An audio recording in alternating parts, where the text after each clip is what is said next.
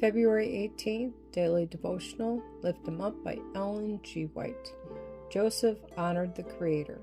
The king made him master of his household, ruler over all he possessed, to discipline his princes as he pleased, and teach his elders wisdom. Psalms 105, verses 20 through 22.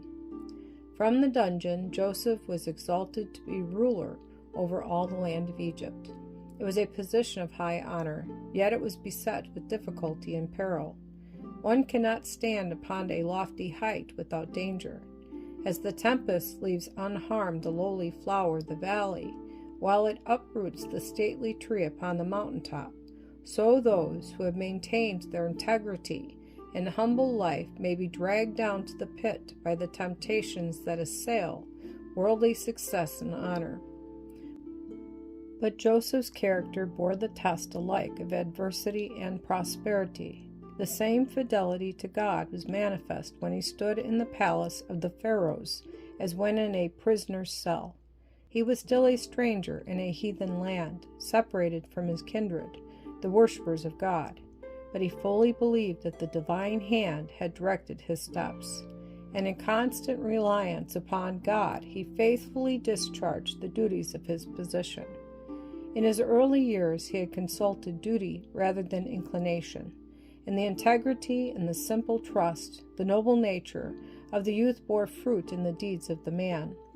A pure and simple life had favored the vigorous development of both physical and intellectual powers. Communion with God through his works and the contemplation of the grand truths entrusted to the inheritors of faith had elevated and ennobled his spiritual nature, broadening and strengthening the mind as no other study could do. Faithful attention to duty in every station, from the lowliest to the most exalted, had been training every power for its highest service.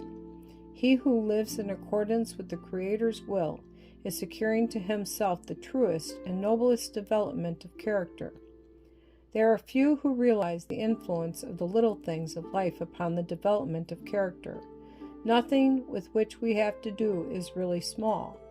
The varied circumstances that we meet day by day are designed to test our faithfulness and to qualify us for greater trust. By adherence to principle in the transactions of ordinary life, the mind becomes accustomed to hold the claims of duty above those of pleasure and inclination. As a shield from temptation and an inspiration to purity and truth, no other influence can equal the sense of God's presence. All things are naked and opened unto the eyes of him with whom we have to do. Hebrews chapter 4, verse 13. He is of purer eyes than to behold evil, and canst not look on iniquity. Habakkuk chapter 1, verse 13. This thought was Joseph's shield amidst the corruptions of Egypt. To the allurements of temptation his answer was steadfast. How can I do this great wickedness and sin against God?